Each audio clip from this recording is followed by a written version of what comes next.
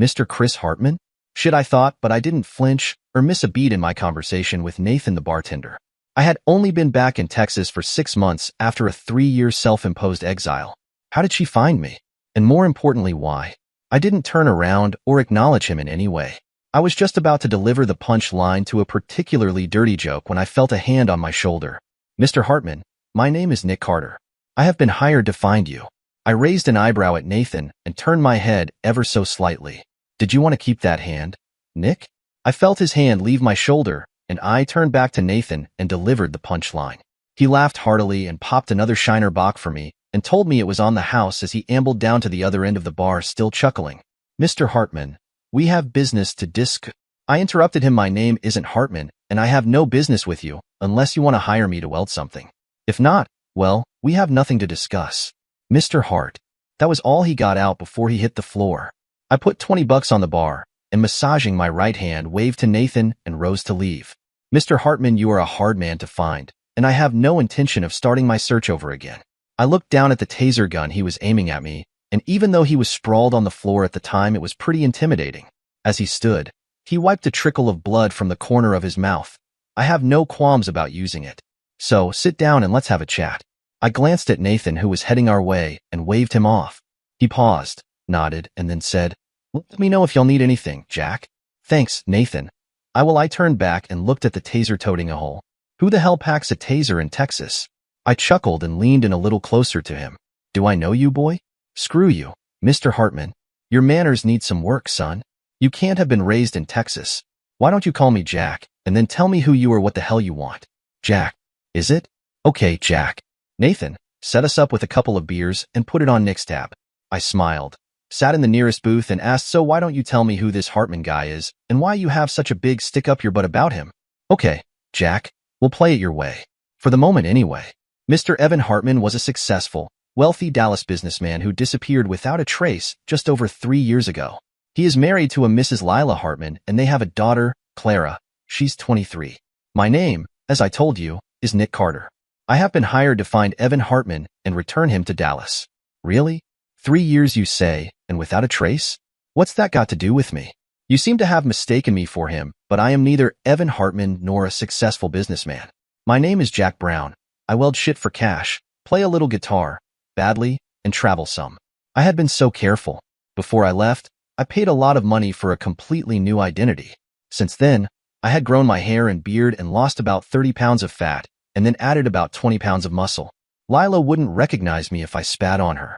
When I left Dallas, I drove north and west for 3 days, stopped and found a trailer for lease, enrolled in a welding class at a local community college, and started my life over. I left everything but cash in Dallas, a high-paying job, 2 homes, cars, credit cards, keys, cell phone, clothes, and a lying, cheating bitch of a wife.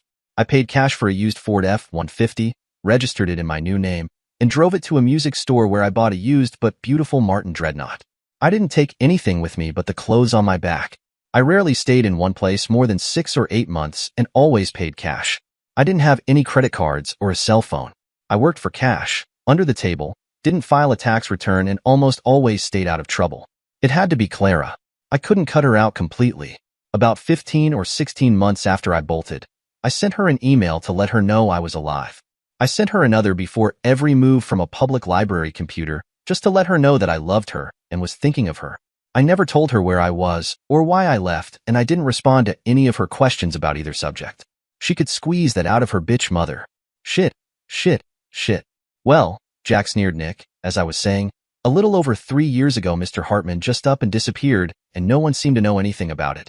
For the first year or so, the police followed up, rather casually in my opinion, and many suspected he either ran off with another woman or that he was the subject of some foul play on the part of Mrs. Hartman. It was a difficult year for Mrs. Hartman, personally, professionally, financially. She had tried to liquidate some of their assets, but didn't have a power of attorney and couldn't get Mr. Hartman declared dead, so she was stuck. There was money in the bank, but few new funds coming in, so she went through those rather quickly. She hired a lawyer to help her get her husband declared dead. Unfortunately for Mrs. Hartman, about 16 months after her husband's disappearance, their daughter Clara received an email from someone claiming to be Mr. Hartman. Of course, the daughter was elated, but it made having Mr. Hartman declared deceased a difficult proposition. At that point, the police closed the case and Mrs. Hartman hired my firm to find one Mr. Evan Hartman and bring him back to Dallas to face charges of fraud and enable Mrs. Hartman to secure sole access and control to the marital assets. The poor dear, I tittered. She sounds in a pickle. So tell me, Nick, how do I fit into this little made-for-TV movie? Well, Mr. Hartman, may I call you Evan? You can call me Jack like everyone else. I am authorized by the state of Texas to forcibly, if necessary, escort you, Evan Hartman, to the Dallas County Sheriff to answer to charges of fraud and abandonment. I laughed out loud, much to his annoyance. That's a big mouthful for a little guy. Nick, your story is cute, but what fraud has been committed? When did bailing on a shitty marriage become a crime in Texas, and why would the Dallas County Sheriff give a shit? That dog just doesn't hunt. Nick, I would say that if you ever do find this Evan Hartman, you'll have to do a better job threatening him. He doesn't sound stupid to me. Seems to me that convincing him that he should return to Dallas is a long shot, and I suspect that if he just left, he had a good reason. Let me help you out with a little roleplay, Nick. Why should he go back? What's in it for him? I'm guessing you'll have to dig pretty deep to come up with an answer to those questions. I emptied my beer bottle and swallowed. You can put your little laser pointer away now, Nick. Under the table, I pulled the slide back on my Glock. He really ought to pay more attention to people. He lost a little of his color knowing there was a round in the chamber of the 9mm currently pointed at him and gently placed his taser at the spot on the table I was indicating. I'd like to tell you a story, Nick. It's a story a friend of mine told me. Oh, I'd say about 3 years ago. You listening? Good. How about a couple more beers and a basket of wings, Nathan? My man, Nick here is on an expense account. So, there was this guy I met about 3 years ago. Let's call him Evan. He was married to a woman. We'll call her Lila, and they very coincidentally had a daughter named Clara. This is the story my friend, Evan, relayed to me. I can tell you the moment my marriage ended, or at least the moment I knew it was doomed. It was Lila's 50th birthday. We had decided to celebrate her 50th birthday at our weekend home in the country, just the two of us. She had always been a quiet woman who had no interest in parties or elaborate affairs. We are fairly well off, and because of that she had everything she needed and wanted. That made gift-giving difficult, but I spent months thinking about what to get her, subtly feeling her out in conversations, polling her friends, and I was happy with the gifts I chose for her. She, apparently, was not. It was clear the moment she saw them. Her face fell, just for an instant before the mask of forced appreciation descended as she thanked me. We had been married for 24 years at this point, and I thought I knew her well, and it was obvious to me that she had expected something quite different. I chewed on that thought for a moment, and then asked her how she really felt. She assured me that she was happy, but the smile she wore was forced. I pressed the issue, and she finally acknowledged that the gifts were not what she was expecting, and she had hoped for something a little more. Well, she wasn't sure what exactly, just not these. If she didn't know, how the hell was I going to know? I apologized for ruining such an important milestone for her, and told her that I would do my best to make it up to her. She told me that I could make it up to her if I wanted, but that she was really surprised that her 50th didn't rate more thoughtfulness from me. I tried explaining to her my reasoning for each of the gifts, but the more I said, the more irritated she became with me. In the end, I promised to make it up to her, and she responded, "If you'd have given me enough thought to begin with, you wouldn't have to try to make it up to me, and how do you make up for this kind of screw-up? I'm never going to turn 50 again."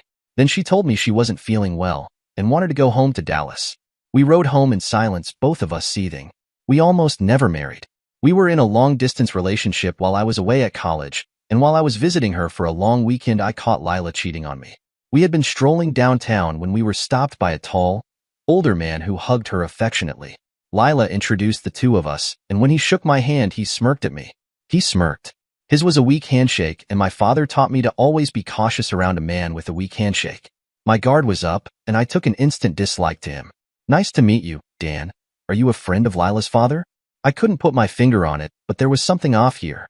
Lila was a little flustered, and he had acted a little smug. While she was at work later that day, I did a little digging and found out they had been seeing each other for about a month. I found their love letters, for hell's sake. She wasn't even hiding it. We had agreed to be exclusive. When I confronted her, she of course denied it. They were only friends. I told her to screw off and left immediately. I didn't call or write her and didn't take her calls. I threw her letters in the trash without reading them. Her fiends began calling and I ignored them. Then she had my friends calling me, pleading her case. I told them all to tell her she needn't worry, that she was free to screw and marry her grandpa now. I hate being lied to. Ultimately, she came to see me and over time managed to convince me to give her a second chance. I did, but I kept her on a very short leash for a very long time, and told her in no uncertain terms that if she ever cheated on me again, we were through. 2 years later, we married. She never did admit to the cheating. After 11 years of marriage, Lila threatened to divorce me. I was drinking too much, working too much, traveling too much, and she was no longer interested in sharing her life with me. We argued. I told her that while I could not curb my travel, I could cut back on work a little and certainly would rein in my drinking. I begged her to think of our young daughter, Clara. She eventually agreed, but I was saddled with some pretty severe restrictions, and she set about separating our finances and lives. She told me she was just preparing for the inevitable. I complained that she didn't seem to really want to have this work, and she just shrugged her shoulders and left the room. I was determined, however, and over the next couple of years she relaxed. Mostly, I think because I started making several times what she was. Actually, I paid more in tax than she earned in a year, and separate finances only benefited me, allowing me to pursue my own interests without having to discuss things with her. I bought a couple of motorcycles, a large sailboat, took flying lessons, and bought a Cessna. I wore designer suits and drove a late model BMW. I bought our second home in the countryside, a 50-acre weekend retreat, without any financial assistance from her. I always contributed to the household first, paid for all of the family vacations, and still I was living a life she wanted a bigger piece of. So, she relaxed. I am not convinced that we ever really recovered from that episode. 2 years ago, I had come close to divorcing her. Over the years, Lila became more combative with me. She had become a shrew, and I her employee. We rarely had sex, maybe twice a year. And when we did, it was more like we were both scratching an itch. There was no intimacy, no love. I was sure she had cheated on me over the years, but I had no proof.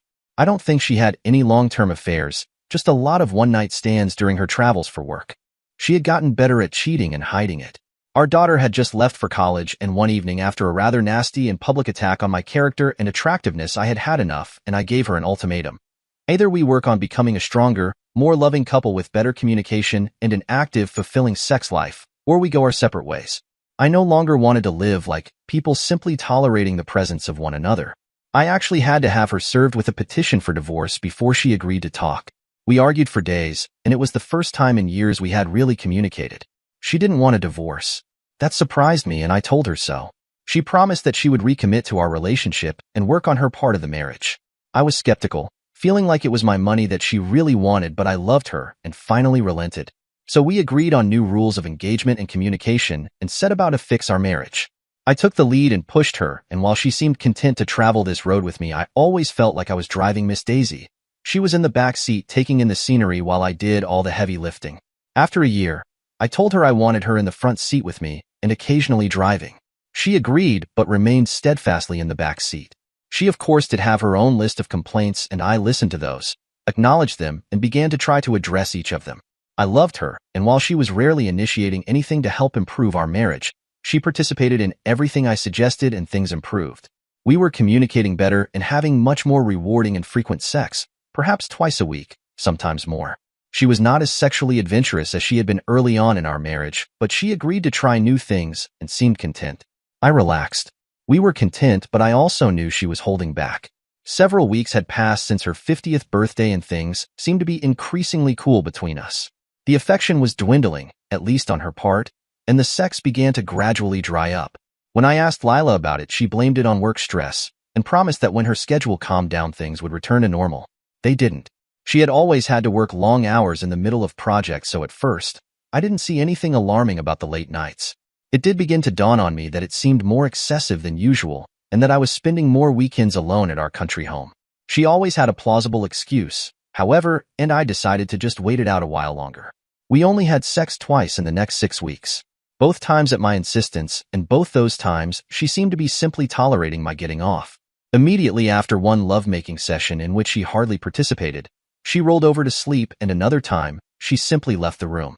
Evenings and weekends, she was doing everything possible to avoid me. When that was impossible or difficult, she seemed bored at best, but more routinely simply irritated. I remembered this pattern. The shrew was back. Part of our work over the previous 2 years had been to communicate any issues we may be having before they became all-out fights, and if we did fight, we had tried to be better, more productive in our conflicts, keeping it as impersonal as we could, aiming steadfastly at a resolution, always trying to see the other's side. We wouldn't tolerate cop-outs, excuses, or non-participation. We always acknowledged the aggrieved party's feelings and tried to address those issues only. No more deflection, avoidance, and blame. When I confronted her about her schedule, lack of affection, and our dead sex life, she didn't want to discuss it. She put me off several times over a couple of days, and when I pointed out that she was not playing by our new rules of engagement and communication, she told me to shove the rules up my bum and leave her alone. I suppressed my anger, and between clenched teeth reminded her that we had agreed these were important and non-negotiable. She told me to screw off and go negotiate with my right hand from now on. Message received, loud and clear. Was she cheating on me? Perhaps. I didn't need to know. Texas is a no-fault state, but I wanted to know. It seemed clear that our marriage was now over, and if that was the case, her cheating made little difference, but I hate being lied to, and this time she would pay for it. I had often reminded her how I felt about fidelity and honesty. I understand that you can't choose who you are attracted to, but you can choose what you decide to do about it. I told her that if she was so attracted to someone else that she couldn't resist screwing them, we would divorce first. I would be hurt, but I would respect her for respecting me enough to wait until we were divorced and being honest with me. We could part amicably, sort of, and I promised to do the same for her. I had to know for certain, and I had things to do. Before we had recombined our finances, some 8 years earlier I had siphoned some of my cash to an investment account. I had also arranged with my employer to have all of my bonuses deposited in that new account. I never told my wife about this, mostly because she wanted to control our finances, and I thought I could do a better job investing than she could. It turned out I was right, and my investment portfolio was now very healthy. One of the benefits offered by my long-term employer was tax preparation and filing services, and that was the one area my wife and I never came back together on. At her insistence, 13 years ago we had begun to file our taxes separately, and she saw no real benefit to changing that, so we didn't. I suspected she was hiding money and decided that that allowed me to keep that investment account hidden from her. I had planned to surprise her with the money in our retirement, assuming we made it to retirement. In my mind, if she wasn't cheating and we divorced, I would happily split all of our assets, but if she was cheating, well, that was different. I had to figure out how to protect this money. She would not be rewarded for betrayal and dishonesty. I also had to figure how to gain control of our joint accounts and sell our Dallas home and try to retain our country property. I loved that place. We had planned to retire there, and I didn't want to give it to her or have to sell it. Of course, if it looked like I couldn't save it for myself, I would force its sale before I would allow her to take it. I had paid for it, furnished it, and maintained it for 10 years now. She simply wasn't entitled to it as far as I was concerned. If I had to, I would give her the house in Dallas. I wanted to dump it just because she loved it so much, but I would forego that pleasure if it meant I could keep my country home. This was going to take time, and I wasn't sure that she wasn't going to simply have me served someday soon, so I got to work immediately. The first thing I had to do was see a lawyer. One of my old college buddies was a corporate lawyer here in Dallas. I called him and asked him to meet with me, and he readily agreed. We met at a roadhouse near his office that evening, and over dinner and a couple of beers I explained my situation and asked for a referral to a family law attorney, as well as his personal and legal thoughts on my situation. His legal advice was sobering. Basically, I was screwed. If I divorced her, there was no way to protect any of my assets from her. No legal means at any rate. And while Texas still had a healthy good old boy network that frowned on cheating, wives no fault meant I might get a 50-50 split with a small alimony payment to Lila. No matter who did what, if she was cheating on me, then no harm, no foul. Give her half of everything you have, and let her move her boyfriend into your house while you pay her alimony. He advised me to, from a legal standpoint where it impacted the status of my marriage, do nothing. I merely blinked at him. He smiled and said, don't divorce her, change the equation. Find out if she's cheating, and if she is, screw her boyfriend, and split with whatever you can take with you. Let her pony up for a divorce and try to recover anything you take with you. He did refer me to a shark of a lawyer specialized in family law. She was the only lawyer he would be afraid of if he and his wife were to divorce. Plan B it was. Yup, the gravy train was over for Lila. She continued to avoid me, and I let her. I didn't ask about her schedule or weekends or our sex life or lack of intimacy anymore, and she seemed to take that as a victory, as if I had simply accepted the new situation. I was now spending most of my time at our country home and rarely saw her. That seemed to please her. My new divorce lawyer met with me and helped me change the beneficiaries on my will and insurance policies, etc. She also suggested I hire a private investigator because, as she said, Texas may be no fault, but there ain't nothing like a little visual carnal evidence to nudge a negotiation in the right direction. I agreed. She recommended an ex-cop who ran an agency she had used for some time with much success and had her AA contact him to schedule an appointment. He saw me that afternoon and I paid for the deluxe package and had our entire life wired for sound and video. Within days they knew the who and the when and how long and were working on getting the video evidence my lawyer thought might help me if it came to divorce. A week later I sat reviewing the video evidence. I was more devastated than I thought I would be, and even Plan B faded from my thoughts. The sex didn't strike me as anything special. He was not any better endowed than I am or in better shape. He didn't have any better techniques or even get her off most of the time. She didn't do anything with him that she hadn't done with me, but her paramour took every opportunity to run me down verbally, and she participated in that enthusiastically, even suggesting they screw in my bed next time, which they did. Since I hadn't expressed any interest in sex with her for a while, they discussed how to overcome that. It was him who suggested cutting me off in the first place, but now the thought of my eating her out after he had sex with her really had him turned on, and Lila too for that matter. I didn't know this woman and wondered if I ever truly had. I felt empty. Knowing your spouse is cheating and seeing your spouse cheat are quite different animals. I had no fight left in me. I had the video evidence sealed and gave it to my lawyer for safe, keeping with instructions that it be given to my daughter in the event of my death. I prepaid Clara's college tuition through graduation from our joint savings account and then liquidated my investment account. I would live on what I had from my investment account, and it would last me for years without being frugal. And now our joint savings account was severely depleted. 2 weeks later, I looked around the house one last time, sighed, and made peace with my decision. I left my keys, cell phone, and wallet on the desk in our foyer where I always left them. I took off my wedding ring and dropped it on the pillow of what was my side of the bed. Let her wonder about that. Then I left. I didn't speak with anyone. I didn't leave any letters. I walked out the front door without even bothering to close it, walked around the corner, got in my new pickup truck, and drove away. 2 weeks later, a 40-something married man and father of 3 was mugged and savagely beaten coming out of a Motel 6. What a cheap prick. He would walk again. Not for a while, and even then with a pronounced limp. A month after the mugging, his wife received a FedEx package with video showing her husband screwing a woman who looked to be in her early 50s. I understand that a year later they were divorced and he was broke. After I left, I drove aimlessly for 3 days. I didn't really have a plan. I ended up stopping in a small town for lunch one day and decided I'd stay for a while. I found a small community college offering classes in welding and enrolled. Why not? After 12 months, I managed to find work welding for an auto body shop. I only had a year of welding classes, so I couldn't get a real welding gig, but found lots of people willing to hire a guy for cash since it was a lot cheaper than a certified welder, and most welders weren't interested in the little jobs I was taking. I enjoyed my work there for another 4 months before deciding it was time to move on. Over the next 2 years, I drove around the country, stopping in small towns every now and then to get laid and weld something. I was enjoying myself for the first time in years. I had hated my job in Dallas. The money was fantastic, and even though I was a natural and excelled at it, I found it difficult to get up every morning to face another day of it. I did it for my family.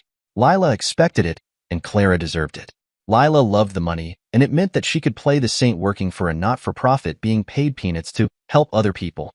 In reality, the organization she worked for was mostly staffed by wives of rich businessmen who wanted something to do and to be seen doing it.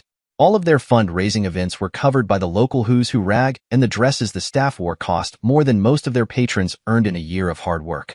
It was pathetic, and most of the money raised went to fund the next charity event. Mostly they helped themselves feel better about themselves. Meanwhile, I busted my nut in a job I hated because I loved my family, and that was what was expected of me. When I left, I decided to only ever do things for myself from that point on. I had sex with more than a few women over those 3 years. I enjoyed myself and hoped honestly that they did as well, but I was in it for me. I was not going to settle down, and if they became too clingy or difficult, I simply cut them loose. I wanted to get laid, not find a friend or soulmate. I haven't looked back since and don't intend to. I don't know what became of Lila, the house, or the 50 acres in the country, and I don't care. She chose her path in life, and if she's happy with her decision, then I can live with that. I do secretly hope the bitch is miserable and broke, but I won't go out of my way to make it happen. I would like to see my daughter again someday, but only if she can promise not to let Lila know. So far, she is having a difficult time making that promise. I keep hoping. As I understand it, Nick, my friend is happy now. He left a cheating bitch and a miserable job behind, and doesn't give his bitch of a wife a spit of thought. Why would he go back?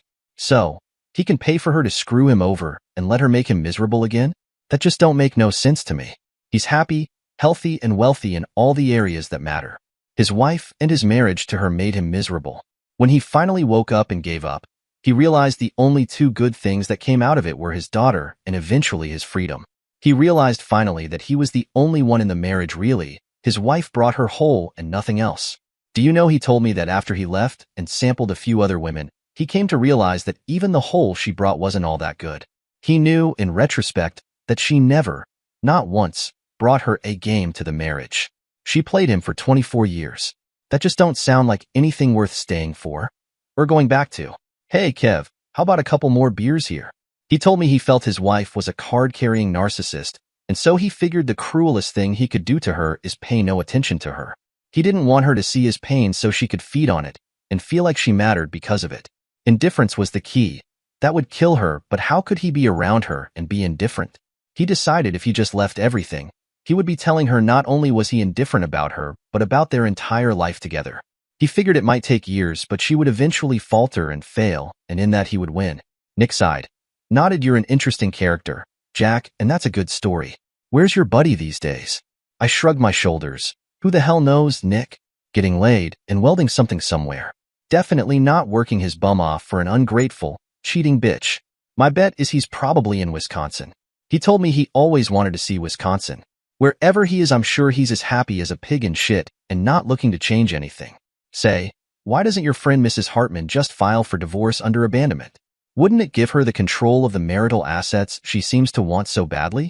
Seems to me an easy fix to her problem, and then you could stop looking for this Evan guy and pissing off complete strangers in the process. There are no longer any assets to gain control of, Jack. She tried to file under abandonment, but because she tried to have, he declared dead first. By the time she got around to filing, she had lost the house, the country property, and her job. You don't say? What happened, and why are you still looking for this guy? Well, she ran out of money. She couldn't afford the properties on her salary, and because she couldn't sell them, both properties went into foreclosure. The house was bought by an older, retired couple, and the country estate by a company called Nova Enterprises. They are some kind of metal arts consulting company. Mrs. Hartman lost her job when it was discovered she was having an affair with a married employee. Wow, she sure does have an itch, don't she, Nick? He nodded. Well, I sure am sorry I wasted your time, Jack, but I did almost enjoy meeting you. He fished $40 out of his wallet, threw it on the table, rose and extended his hand to me. No hard feelings? None, I said, but you should be more careful who you upset in future. You're lucky I'm such a patient guy. He laughed as he turned to go. He took about 6 steps before stopping, and without turning he asked, Jack? Yes? For what it's worth, Lila still loves him. She's sorry and had hoped to get him back. She is depressed, drinks too much, and is not doing well. Women like her don't really know what love is, Nick. They love themselves, and they love the things other people provide for them. They are users and are incapable of thinking of others. They are greedy and ugly and deserve any misery they bring on themselves through their abuse of others. If she was sorry, she wouldn't keep screwing other men. She is sorry only that she is not being provided for, that people might know the truth about her. She is sorry she got caught and that the money has dried up. If she were truly sorry, she might consider the feelings of her daughter and the fact that she is suffering without a relationship with her father. She might consider what she has put her husband through and leave him alone. She doesn't deserve him, but she won't acknowledge that. In her warped, sick little world, she is the center of the universe, and reality, responsibility, love, respect, and honesty only apply if they suit her purposes. He and his daughter deserve better, don't you think? He slowly turned to face me. Evan? Yes, Bob? Wisconsin gets cold in the winter, but I do know that Clara loves it there. Maybe Nova Enterprises should relocate their office to Everett. Thank you, Bob. They just might. They just might. Just to make it a bit clearer, Mega LLC was owned by Evan. Soon enough, a few weeks later, Clara met her father. As for Lila, she is still searching for her lost husband Evan, or his money, whichever she can find first.